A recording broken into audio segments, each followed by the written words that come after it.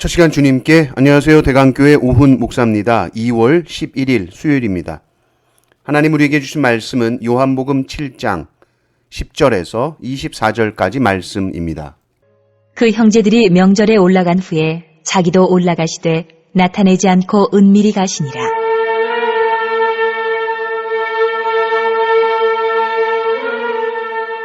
명절 중에 유대인들이 예수를 찾으면서 그가 어디 있느냐? 하고 예수에 대하여 무리 중에서 수군거림이 많아 어떤 사람은 좋은 사람이라 하며 어떤 사람은 아니라 무리를 미혹한다 하나 그러나 유대인들을 두려워하므로 드러나게 그에 대하여 말하는 자가 없더라.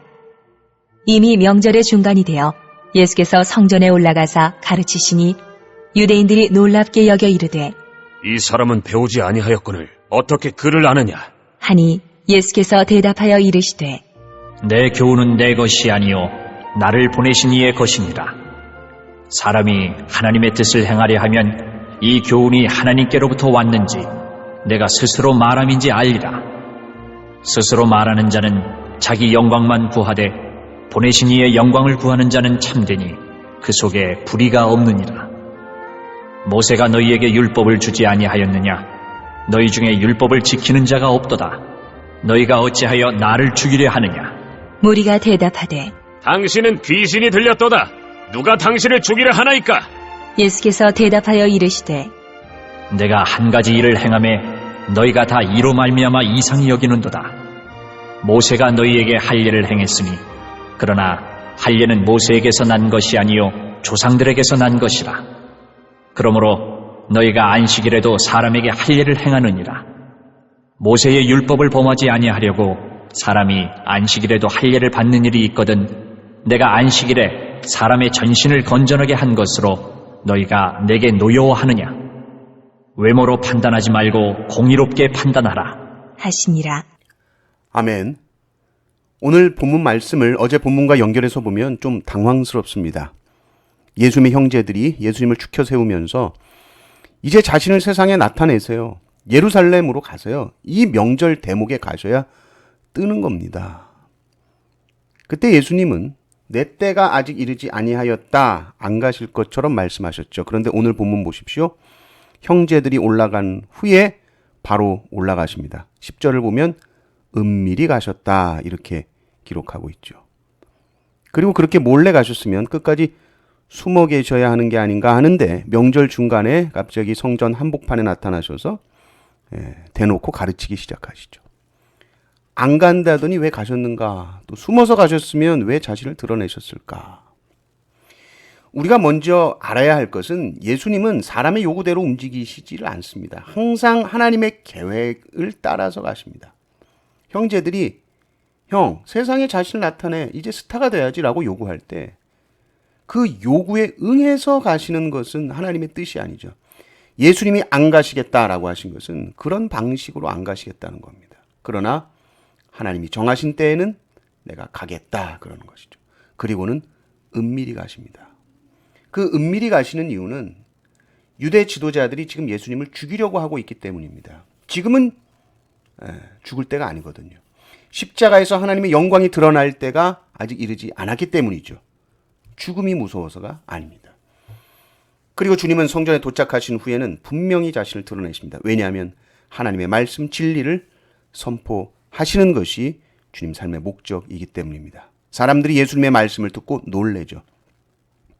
아니 이 사람은 배우지도 않았는데 어떻게 이런 지혜가 있는가 놀랍니다. 그때 예수님은 내 권위가 어디서 오는지 또 우리는 어떻게 진리를 분별할 수 있는지 그 핵심 기준을 말씀해 주시는데 내 권위라는 게 다른 게 아니다. 나를 보내신 분이 있어. 하나님이셔. 나는 내가 가르치는 이 가르침이란 내 게 아니라 이건 다 하나님 거야. 하나님의 것을 가져다 가르치는 거야. 그러니까 권위가 있지. 내가 내 이야기를 해서는 권위가 있을 수가 없다. 그러면서 나의 이 가르침이 정말 하나님으로부터 왔는지 그렇지 않은지 너희들이 어떻게 알 수 있을까? 그걸 아는 사람은 어떤 사람인지를 알려줄게. 그것은 바로 말씀대로 행하려는 사람. 그 사람은 내 말이 하나님의 말씀인 줄 분명히 안다는 겁니다. 17절을 보십시오. 사람이 하나님의 뜻을 행하려 하면 이 교훈이 하나님께로부터 왔는지 내가 스스로 말함인지 알리라. 이렇게 말하는 겁니다. 예수님은 지금 예수님에게 시비 거는 사람에게 말씀하시는 것이죠. 왜 누구에게는 생명의 말씀인데 누구에게는 그저 시비거리에 불과한가? 그 기준이 뭔가? 그 기준은 그 사람이 말씀대로 행하려고 했는가? 몸부림쳐 본 사람인가? 그 사람은 안다는 겁니다. 말씀 앞에 순종하려고 몸부림쳐 본 사람은 안다. 원수를 사랑하라는 말씀 앞에 내 자아가 깨어지는 고통을 겪고 주님 제 힘으로는 안 됩니다 라고 엎드려 본 사람은 그 고통 끝에 주어지는 십자가의 능력이 진짜구나, 실제구나 압니다. 사라지는구나 깨닫습니다. 내가 그 말씀에 내 자신을 던져봤는가? 던져봤을 때 비로소 그 말씀이 나를 살리는 하나님의 능력임을 온몸으로 체감하게 된다는 것이죠. 반면에 말씀을 지식으로만 대하는 율법학자들, 지식의 상아탑에 갇혀서 눈먼 신앙생활을 하는 유대 종교 지도자들 어땠습니까? 누구보다 성경 많이 읽고 외웠죠. 그러나 그들에게 말씀이라는 것은 살아내야 할 생명이 아닙니다. 그러니 그 말씀 갖고 무슨 짓을 합니까? 타인을 정죄하고 자신의 기득권을 지켜내며 남을 무시하는 데 율법을 사용합니다. 내가 그 말씀 앞에 깨지고 죽어본 적이 없으니 말씀은 그저 차가운 글자죠.